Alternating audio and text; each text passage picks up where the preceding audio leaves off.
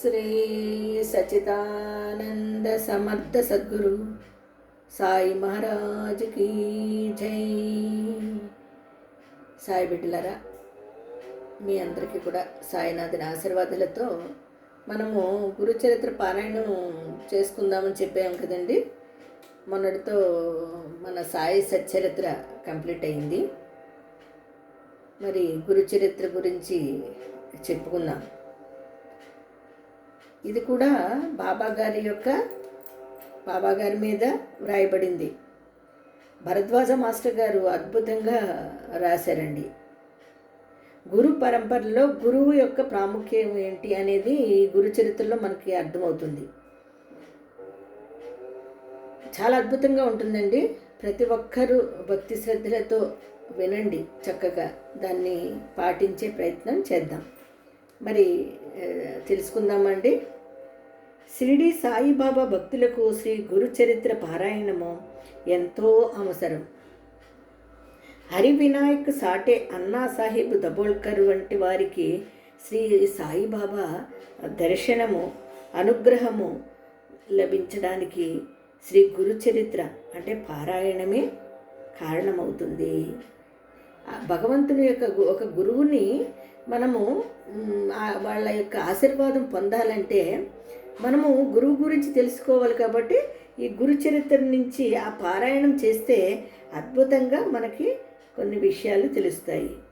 ఇందులోని కుసేబాబు అనే భక్తుడి విషయంలో ఈ సత్యము ఇంకెంతో స్పష్టంగా మనకి తెలుస్తుంది అన్నమాట. అతడి చేత ఈ గ్రంథాన్ని 108 సార్లు పారాయణం చేయించడంలో సాయినాథుడు దీనికి ఎంత ప్రాముఖ్యం ఇచ్చారో తెలుస్తుంది. ఆయన మహాత్ములందరిలోకి తలమానికము, కోహినూర్ వంటి వారైనప్పటికీ తాను సద్గురువునని చెప్పక అతి సామాన్యుడిలాగా జీవించారు. భక్తుల తమను గురువుగా ఎలా సేవించాలో ఎన్నడూ చెప్పలేదు. అదండి బాబాగారి విషయానికి వస్తే, నేను అలాగే వాడిని ఇలాంటి వాడిని, నేను ఇలాగా అని ఎప్పుడూ బాబాగారు చెప్పుకోలేదు. కానీ చేశారు. మనందరికీ కూడా ఆయన ఆశీర్వాదాన్ని అందజేశారు. చూడండి ఏ విధంగా ఈరోజు శరీరం లేకున్నా భౌతికంగా ఉన్న బాబాగారు మన ముందు ఉన్నారు కదా. మనకి చక్కటి ఆశీర్వాదాలు ఇస్తున్నారు కదా. మనం తలుచుకోగానే ఓయి అంటున్నారు కదా, సాయి అంటే ఓయి అంటున్నారు కదా. మరి ఆ విధంగా బాబాగారు మనకి మంచి ఆశీర్వాదాలనే అందజేస్తూనే ఉన్నారు. అదే అంటున్నారండి ఇక్కడ ఆయన. ఎంత గొప్ప అంటే కోహినూరు వంటి వారైనప్పటికీ, ఎంత గొప్పవారైనప్పటికీ తాను సద్గురువులని చెప్పక అతి సామాన్యుడులుగా జీవించారు. భక్తులు తమను గురువుగా ఎలా సేవించాలో ఎన్నడూ చెప్పలేదు.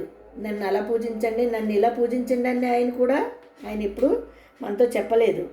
భగవద్గీత శ్లోకాన్ని వివరించినప్పుడు ఆ విషయమై రత్నంలాంటి మాటలు 1-2 మాత్రమే చెప్పారు. మనము సాయి సచరిత్రలోకి వెళితే బాబా గారికి ఏమీ తెలియదు, భగవద్గీత గురించి కూడా ఏమీ తెలియదు అనుకునే భక్తుడి గురించి అందులోని ఆ భక్తుడు చదివే దాంట్లోని తప్పుల్ని ఎంత వివరణంగా బాబాగారు చెప్పడం జరిగిందో చూడండి. ఎలాగా ఆ భక్తుడిని ప్రశ్నించి అది అవునా ఇలాగా అని చెప్పి బాబాగారు మళ్ళీ దాన్ని వివరణ ఇవ్వడం జరిగింది. అంటే ఆయనకి సర్వాంతర్యామి సద్గురు సాయినాథుల వారికి తెలియంది ఏమన్నా ఉంటుందండి? తెలియదు అనుకోవడమే మన మూర్ఖత్వం. అన్నీ మాకు తెలుసు అనుకోవడమే ఇంకా మూర్ఖత్వం. కాబట్టి భగవంతుడు ఇప్పుడు అదే అంటారండి, అన్నీ ఉన్నవాళ్ళు అణిగి మణిగి ఉంటారంట, ఏమీ లేని వాళ్ళు ఏమీ తెలియని వాళ్ళు ఎగిరెగిరి పడతారని సామెత ఉంది. అదేవిధంగా బాబా విషయంలో మనం ఎప్పుడైనా సరే తక్కువగా ఆలోచించొద్దు. ఆయన సద్గురువు, సకల దేవతా స్వరూపుడు, మన భగవత్ స్వరూపుడు, త్రిమూర్తి స్వరూపుడు దత్తాత్రేయుడు. ఆయనే మన సద్గురువే, బాబాగారు మాత్రమే. అయితే భగవద్గీత శ్లోకాల్లో వివరించబడినప్పుడు ఆ విషయాన్ని రత్నాల్లాంటి మాటలు ఒకటికి రెండు మాత్రమే చెప్పారు. అందుకే ఆయనను ఆ రీతిని సేవించడానికి ఎవరూ ప్రయత్నించలేదు. ప్రయత్నించిన కొద్దిమంది కూడా చేయలేకపోయారు. అదే చూడండి, నాకు అన్నీ తెలుసు అనుకుని ఏదో వెరువీగుతారు కదా, అప్పుడు ఏం పడతామండి? బొక్కబార్లా పడతాం. అంటే పడిపోవడం ఖాయం, ఏదో ఒకటి తగిలి. అదేవిధంగా ఇక్కడ జరిగింది. అలాగే గురు చరిత్రలోని శ్రీ గురుడు ఎన్నో పురాణ ఆఖ్యానాల సహాయంతో ఈ విషయము వివరించారు.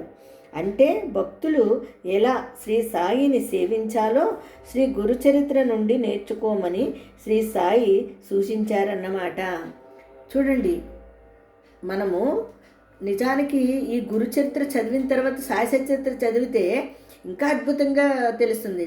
ఒకవేళ చరిత్ర చదువుతూ ఉండి గురుచరిత్ర కూడా చదువుతూ ఉంటే దాంట్లోని విషయాలు కూడా చాలా చాలా వివరణాత్మకంగా మనకి ఈజీగా అర్థమవుతాయి. గురువు అంటే ఏమిటి అనేది. ఇందులోని శ్రీ గురుడు ఎన్నో పురాణాఖ్యానాల సహాయంతో ఈ విషయాల్ని ఆయనదే వస్తూ ఉంటుందండి ఎక్కువగా. శ్రీ గురుడు అని ఆయన్ని తీసుకుంటూ ఆ శ్రీ గురువుడండి, బాబాగారే సద్గురు సాయినాథ దత్తాత్రేయ స్వరూపుడు మనకి వివరించడం కోసము ఆ విధంగా కథని నడిపిస్తూ ఉంటారండి. ఈ విధంగా ఉంటుంది మన గురుచరిత్ర పారాయణము.